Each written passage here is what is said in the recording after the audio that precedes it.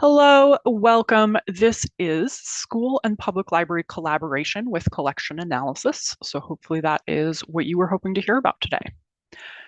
My name is Susanna Gilbert, and I'm a project coordinator with TeachingBooks.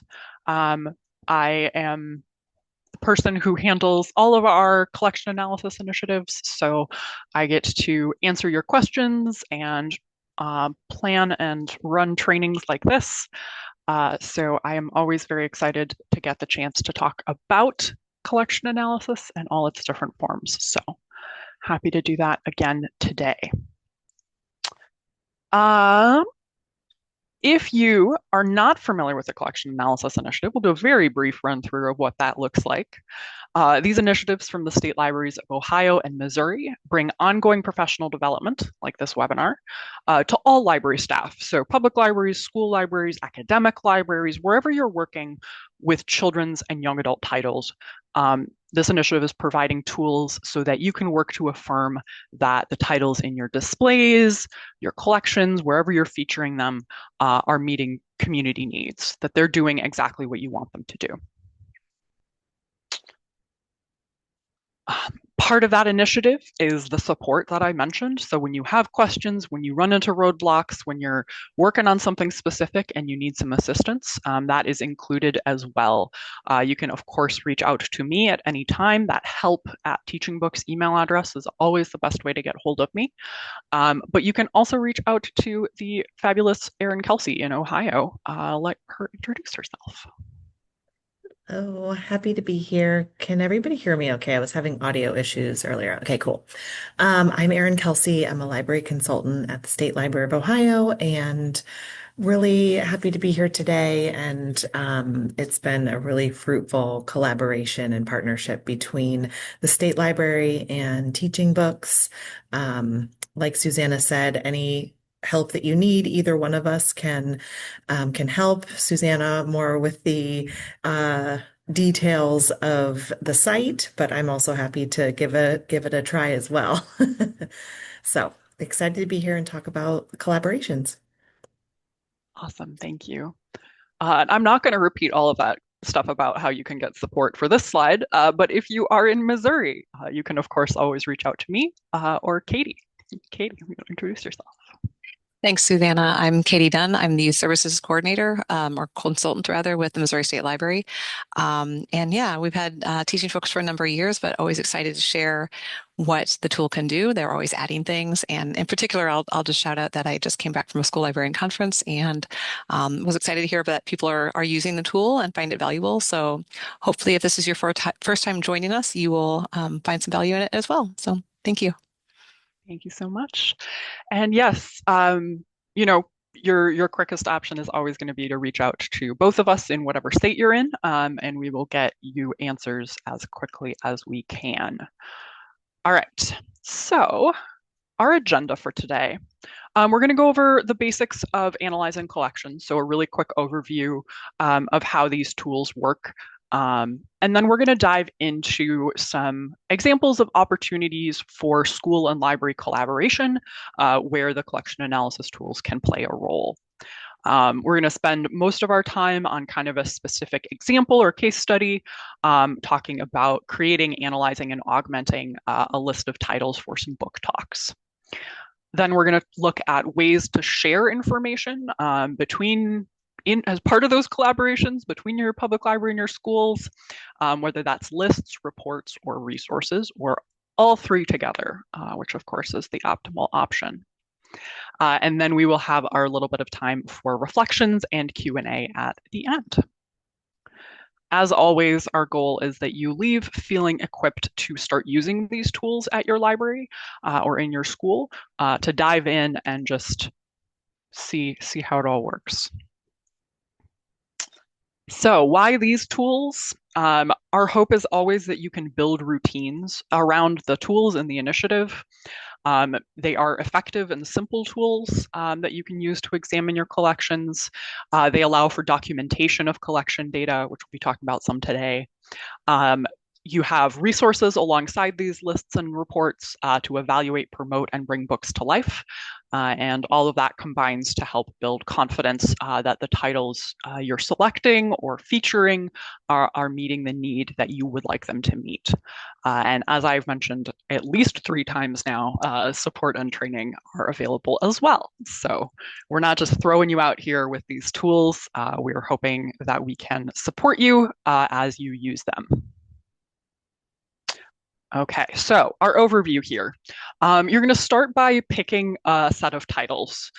So this slide says a small set of titles. That's mostly what we're going to be talking about today.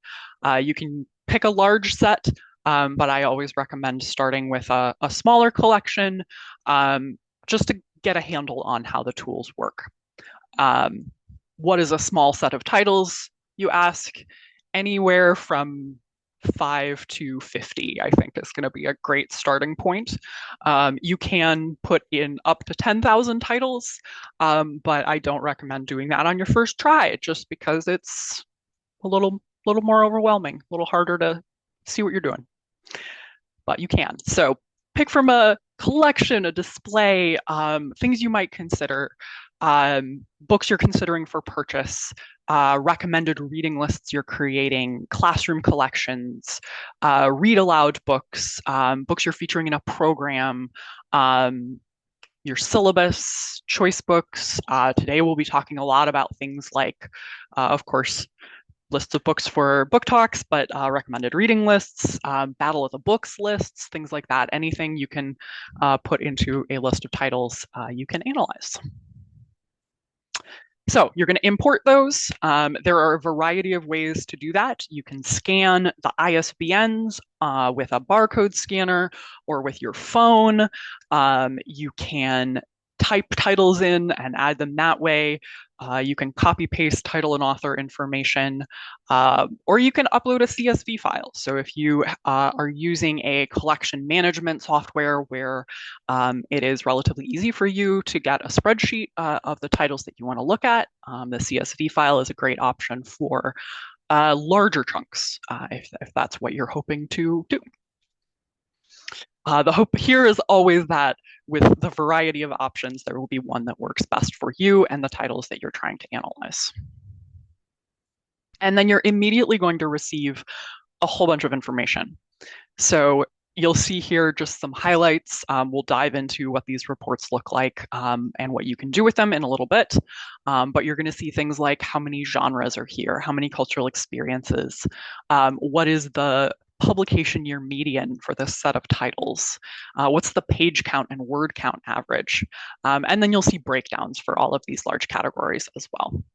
So it's a whole lot of information right at your fingertips as soon as you import the titles. All right. We will look at this flow chart later, but for right now, we are going to hop over to TeachingBooks itself and talk a little bit about the support materials that are available to you if you're part of the initiative, and then dive into looking at some lists. So you'll see here we are on TeachingBooks for Libraries, blue version, our public library platform. You might be more familiar with TeachingBooks for Schools, which is the red version. Today, we are going to stay on TeachingBooks for Libraries. Things on the 2 platforms might be arranged a little bit differently for the different audience to make things easier to find or more targeted. But the tools that we're going to be talking about specifically with the collection analysis pieces are the same on both platforms. So if you're in an Ohio public library, if you're in a Missouri school, everything that I'm talking about is going to apply across the board. So no worries there, but we are going to take a look at Ohio today. So I'm going to get logged in. You'll see here at the top it says Welcome Ohio Collection Analysis Initiative, but I want that to say welcome in my first name. So I'm going to go to our toggle menu, and then where it says Professional Login, or if you're on the school platform, it's going to say Educator Login. And we will get signed in here.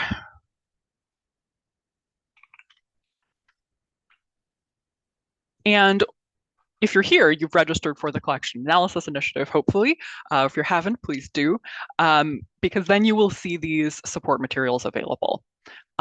We've got this nice little landing page that you see as soon as you log in, instead of our standard Teaching Books homepage, though of course you can always get there. But it'll have a little bit of intro to the tools, the initiative. You can dive in and start creating a list, or you can explore things like our handbook that goes step by step through this whole process. It will take a second to load, but when it does, you will see beautiful slides. This is me trying to fill the time while this loads because it always takes forever. There we go. Does not take forever if you're just opening it. It does take forever if you open it while also presenting on Zoom. Fun fact. But this goes through all of the steps, all the things you might want to think about as you get started. We've also got our quick start guide. We've got an FAQ document that is always being updated as you ask me more and more interesting questions. And we have a sample list analysis report here that you can take a look at if you're interested in doing so. Last thing I'll highlight here is you'll see that help email address again and phone number. Please do feel free to reach out to me with any of your questions using either the email or the phone. All right. So what are we doing today? It is School Library Month in April, if you didn't know that already. It is National Library Week this week. So of course, today we're going to be talking about using collection analysis to build and expand school district and public library relationships. So you may already have a fabulous relationship between your two entities. You might be in a new place where you're still learning, still feeling that out. Whatever it is, wherever you are on that spectrum, this is an opportunity to start a conversation using these tools.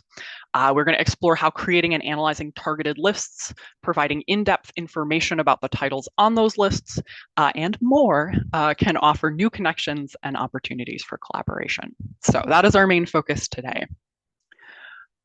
Teaching books, lists, and resources that we'll dive into a little bit down the road here can be a great starting point of connection, right? And the collection analysis tools can help make sure that you're sharing exactly the mix of titles that you want to share. So what might that look like?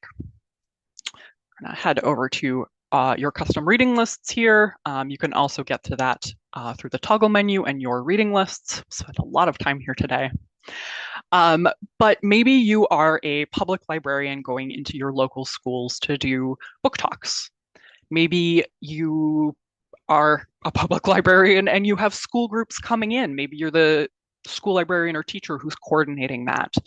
And you want or need to have some kind of documentation of the titles that you'll be sharing with those classes that you see. Maybe you just want a chance to share that information in advance. Maybe you have administration who's asking for that information, whatever that looks like for you. Maybe you're already collaborating on a list, whether that is all the third graders in your district are doing a biography project and you want to be able to provide a really in-depth list of options with cool resources. Maybe you're working on something for summer reading together. You're putting together a Battle of the Books list, and you want to be able to analyze those lists together and really take a look at what it is that you're sharing and how you can work to enhance it. All right. Yes, and as Erin just said in the chat, if you have a strategy that's been working or something you're trying, please let us know. We love to hear about these things. So we're going to do an overview of the information you can find in an analysis report, how we might go about finding titles to add, and then spend some time focusing on ways to share those lists and reports and resources. But first, I just want to take a look at a list. So for most of our time here, I'm going to be using an example from my own time in public libraries. I was primarily a teen services librarian, then youth collections. And one of the amazing local high school ELA teachers in my area invited me and our other teen librarian into her classroom each month to do book talks for a particular focus that they had. So sometimes that was they were looking for reads for Black History Month. Sometimes it was a particular genre that they were studying. And she wanted them to each pick a book that fell into those categories, but she wanted to have lots of options. So I was doing a lot of rapid fire book talks because she wanted them to have a sense of the wide range of things available within a genre. But I also wanted to be able to provide additional suggestions if nothing I book talked caught their interest, or if the book they were interested in wasn't available to them in their school library or at the public library for whatever reason. So I have a list that I started with here that has 10 books on it. But what we're going to do today is look at that and come up with some ways to find titles that we might want to add, because I want to have more books here that are available, so that in addition to maybe book talking these 10 books that are already on the list, I have a list of titles that I can share with the teacher in advance.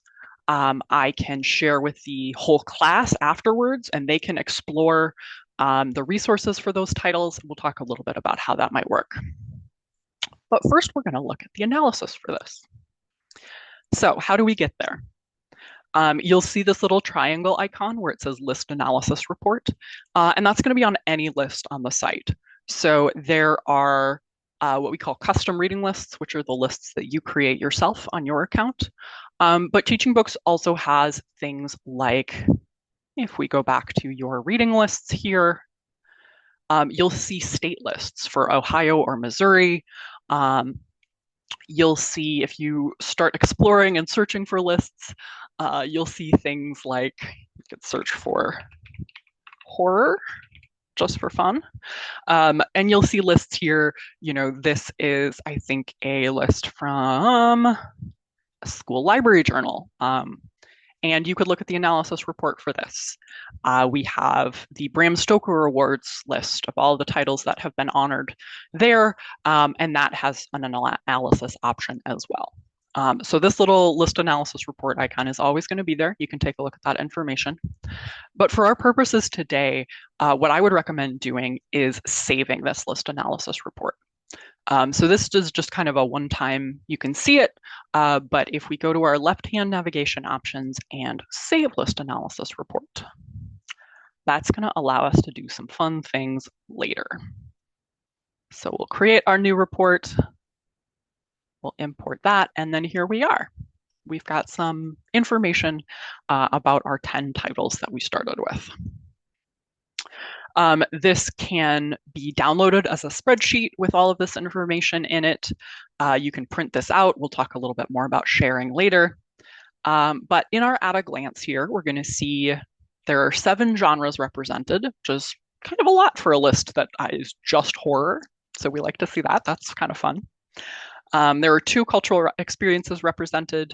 We've got 100% fiction, which is exactly what I would be hoping to see here. I'd be a little worried if we had something else. We've got 2 books that qualify as diverse. Those are probably going to be those 2 cultural experiences here. No graphic novels, 8 award-winning titles, pretty good. Publication year median of 2018.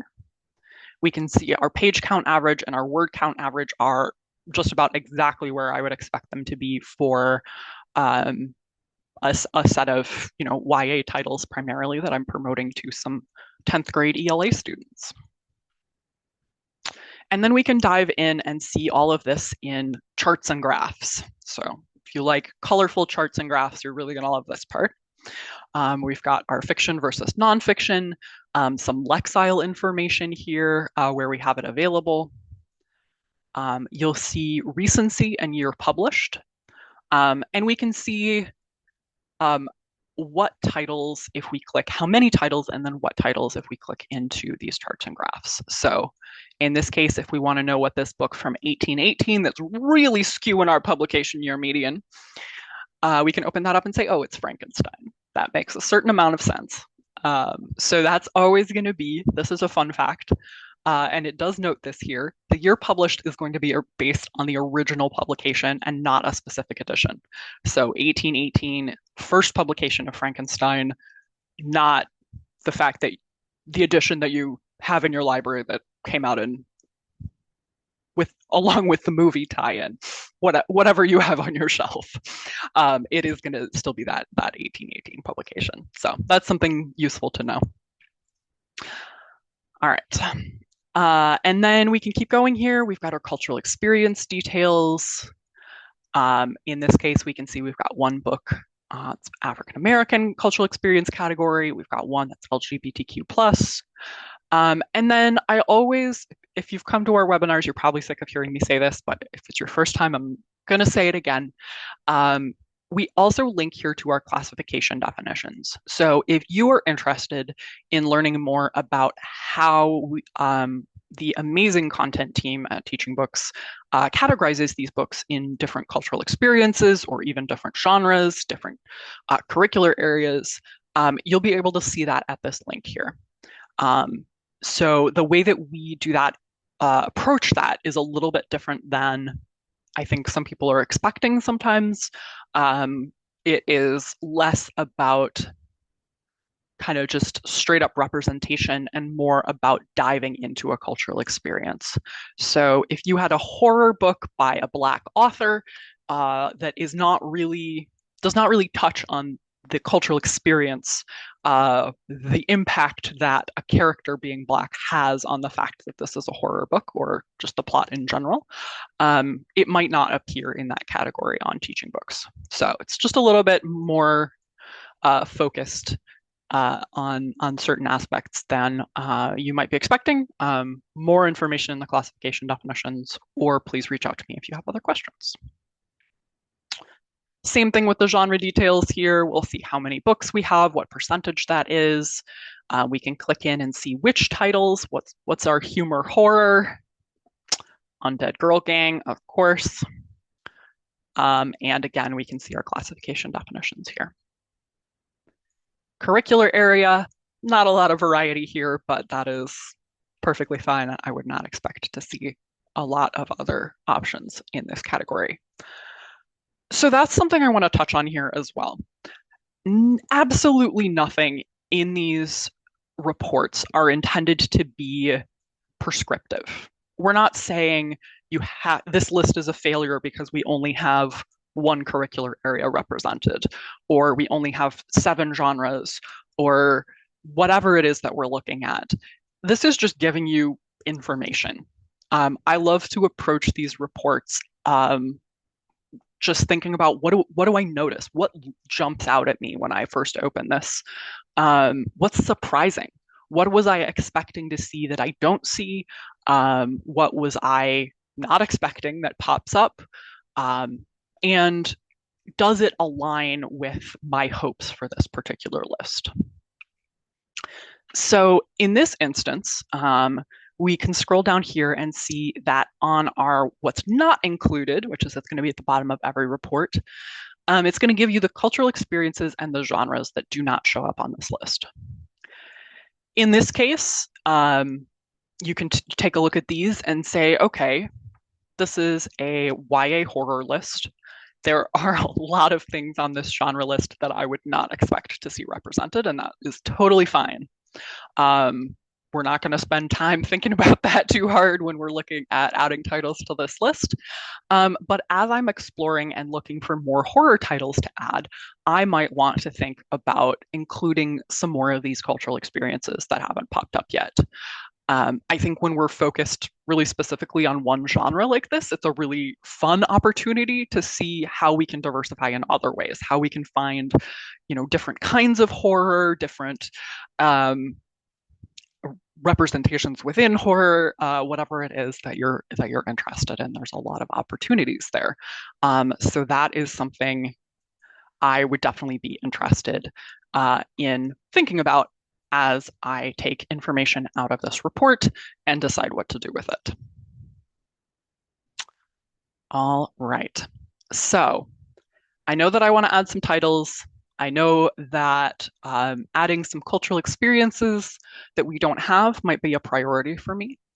I know that we're going to stick very narrowly with that horror genre, and that it might not hurt. I think our most recent book on this list was from 2024. Might not hurt to add a few more recent things, but that's not something I'm particularly worried about since we did have a decent publication year median that was lower than it would have been otherwise, thanks to our good old friend Frankenstein. So, with that information, I have, once again, a whole bunch of options to explore teaching books and find titles that I might want to add. So we can start right here with this list of things that aren't included. I can say I'm sure that I want to make sure that I add some Asian American focused horror into this particular list for whatever reason. Maybe that's something that I know this particular class is going to want to see reflected. Maybe it's something that I just think is important to balance out. Whatever that is, we're going to focus on it here. And so we can open this link and see our entire Asian American collection. We've got about 1,800 books there, which is way too many. So we're going to use these filters on the left to narrow down. We know that this is high school grade level, so we'll start there.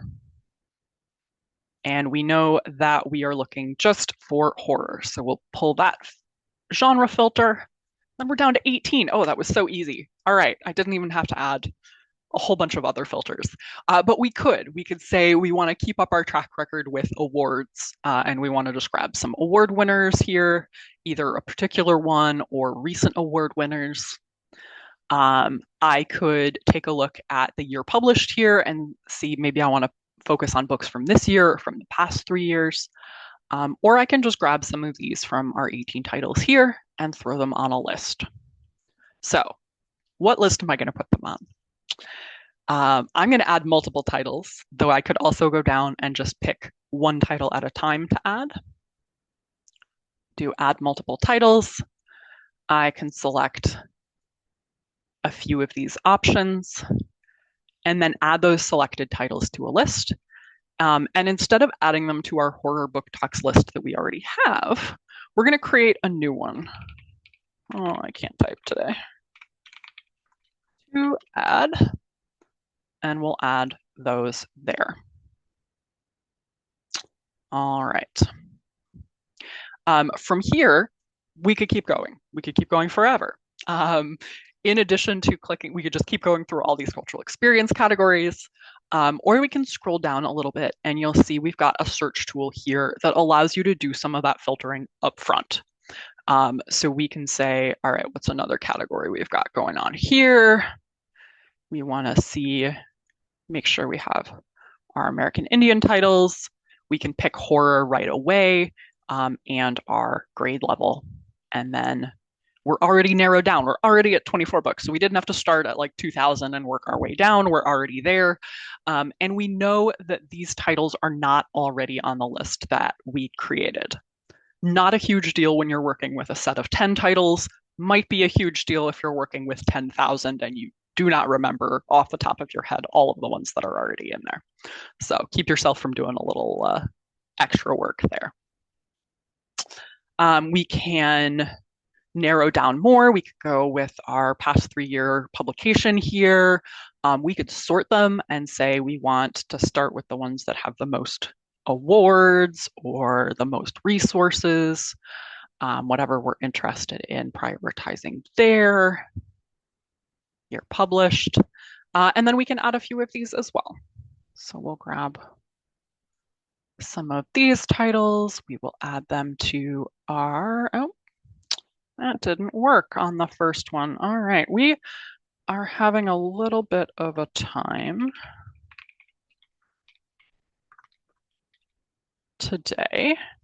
We just had an update go live, and apparently it is affecting our ability to add titles to a list. So that's going to be really fun for this particular webinar.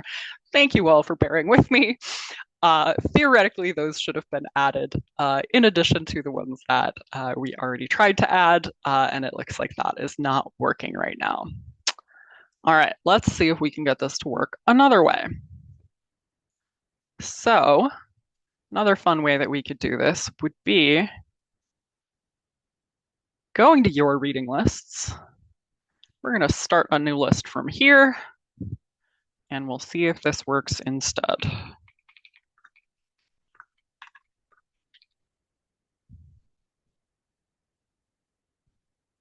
All right, so we've got the shell of our list. We don't have anything on it yet. We're going to see if it works better to grab these and add them that way. Beautiful. All right, so we know that that works. And I have another little update bug to report to my colleagues when we're done here, which is always fun. And we can go back here. Sorry for the scroll. We could pick from our category here. We did not get our Asian American books added there, so we might want to go back and find those again. Or we can pick a different category. We can do our same filtering. And there's a ton of different ways that you can narrow down and explore here. There's a lot of options for different ways of finding titles. Whatever works best for you as you're exploring. You can also go to our browse page, which I love to share. And when you get here, you can open up See All Collections. And this is going to give you all of those kind of filter categories, but laid out in a nice set of links. So the grade level and curricular area and genre, cultural experience, resource type. You can scroll all the way down and get phonics and phonological awareness concepts. So we could also go in here and find our full horror collection and use that as a starting point as well. We can pick our high school filter. We're thinking about adding more cultural experiences, but instead of picking one in particular, we could say we just want anything that falls into any of these categories because we know there were a lot of them that we were missing. So we can narrow down that way. Maybe this time we do want to take a look at some more recent titles here, and we can grab some of these to add.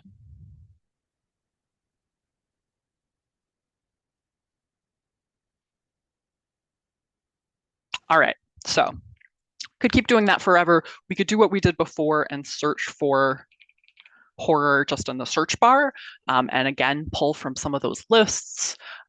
We could search by subject here and find things that way, horror awards. There's just a million different ways to find more titles.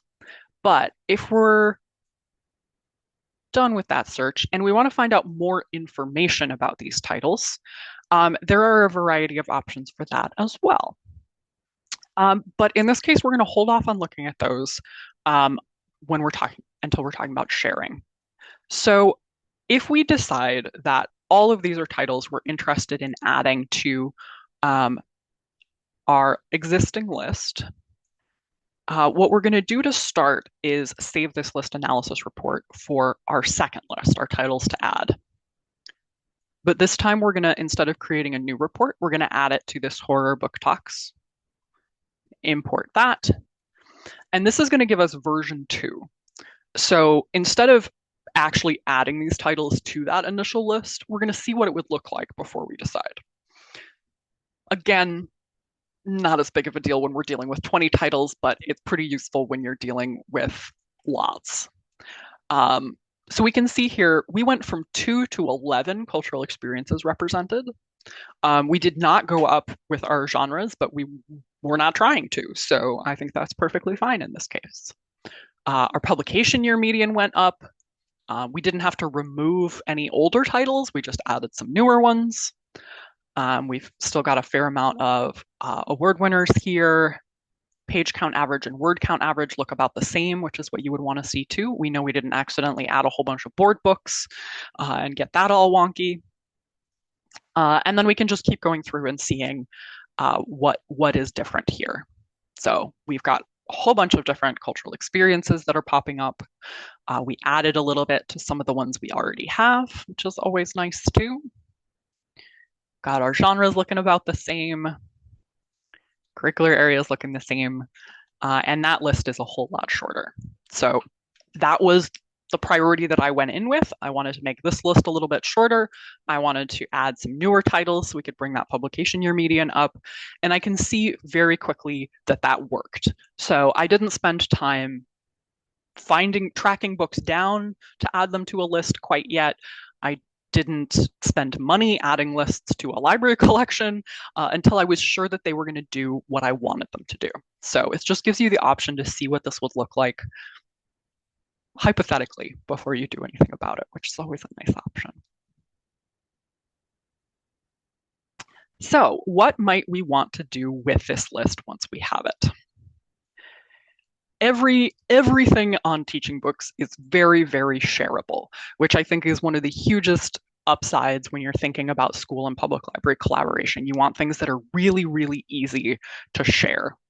You could share this report. If you're talking with a school librarian or a teacher in your public library role, and you want to just say, hey, here's the analysis of this list I put together so you can see what's going on there. You could download this as a spreadsheet, print it as a report. Maybe you're creating this list for a colleague at the public library for them to work with, and so they would have that information as well. You can share this here, but we're actually going to go back and talk a little bit about sharing our list itself. So if we go here, we're going to edit our original list, but we do want to add these 12 titles that we found. So we're going to grab those, and we'll get our link here to this list. And we're going to go to this one, and we're going to go to an option called Import a TeachingBooks List that I did not talk about when we were talking about ways to add titles to a list. And I'm just going to throw this link in here. And when I hit import this time, it added those 12 titles. So we basically just merged these two lists. So we have the full set of all 21 titles we've been looking at. So super easy. We've got them all in one place here now. And we can go view this list and think about what we might want to do with it. Again, we can just go see that list analysis report. Anyone we share this with can go see that list analysis report. And we have a wide variety of sharing options as well. So you'll see this share arrow a lot. And all of the options here don't require any sign in. So you don't have to worry about giving it to a teacher who's never been on TeachingBooks before, or a family that you're working with who is unfamiliar with the site. They'll just be able to see this list without worrying about signing into TeachingBooks or worrying about where they're accessing it from. So you'll be able to use this sharing URL to do that. It's a quick, easy option. We have digital sharing options, so you can send it by email. You can throw it in your calendar if you're planning really far ahead for a list down the road. You can put it in there. You can share it on social media if you would like to do so. And we also have some QR code printable options. So you can open this up, and here is a really ready to print bookmark that's going to have both a link and a QR code that will take you directly to this list. So maybe I'm going to take my stack of 10 physical books that I'm actually going to book talk with me to the schools. I don't want to take 20 because my tote bag is only so big and my shoulders are sad. And I want to have a whole bunch of these bookmarks printed out so that I can hand one of these out to every kid in class.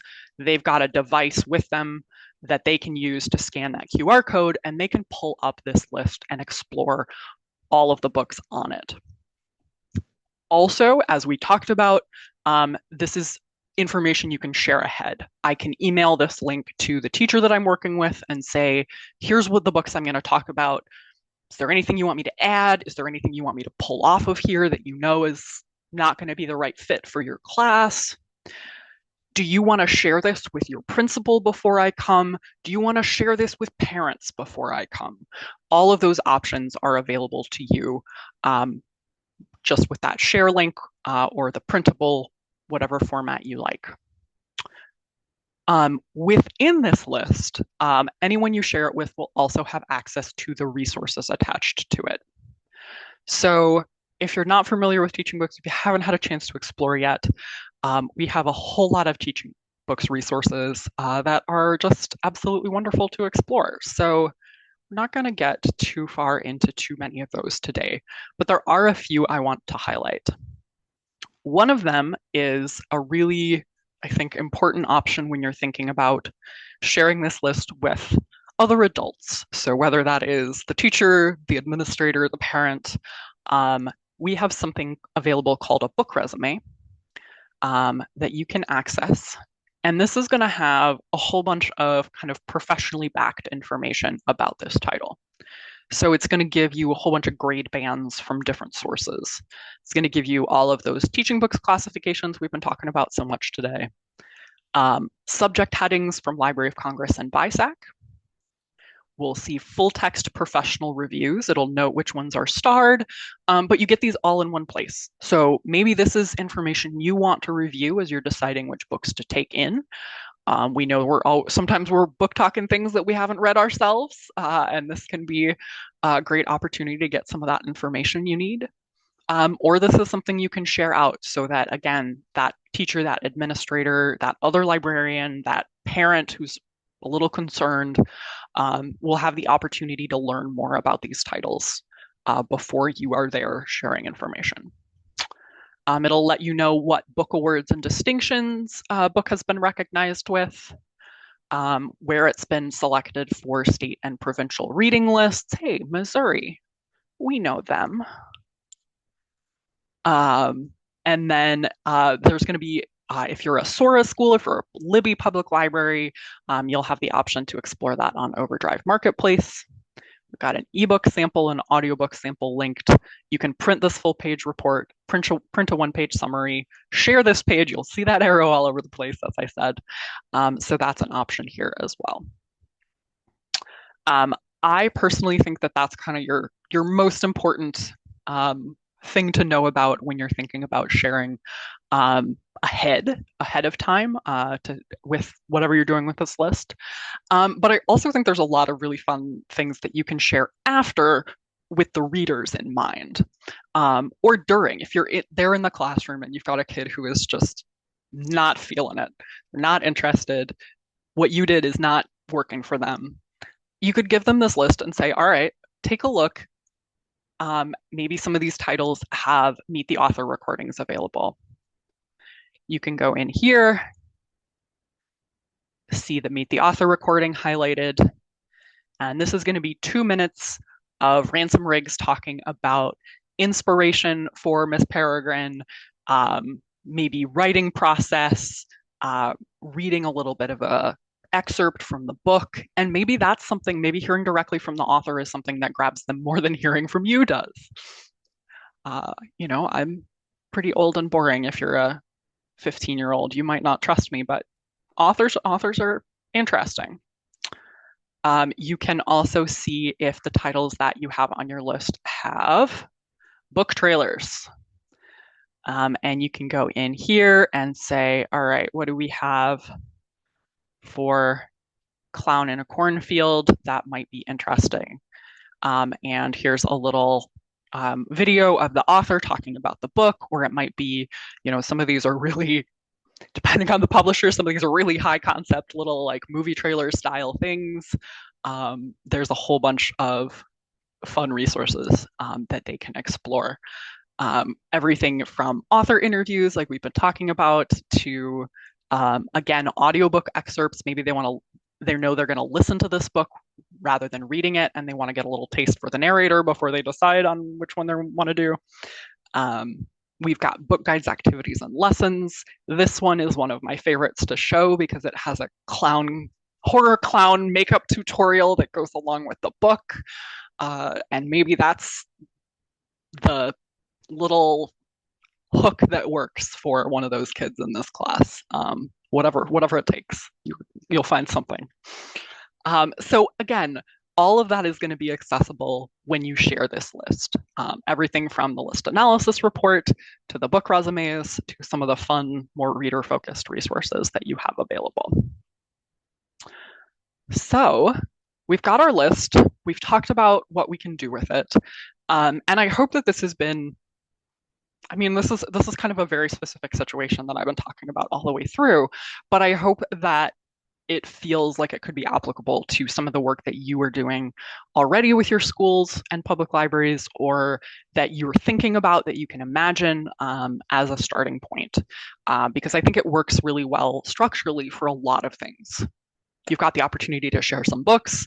Here's ways that you can do that with lists that you're confident about and resources to help either share information or share reader excitement for those particular titles. If you have other collaborations that you're thinking about, as we mentioned earlier, please feel free to throw those in the chat, email me later, tell me what you're doing. But we are going to hop back to our slides here for just a minute.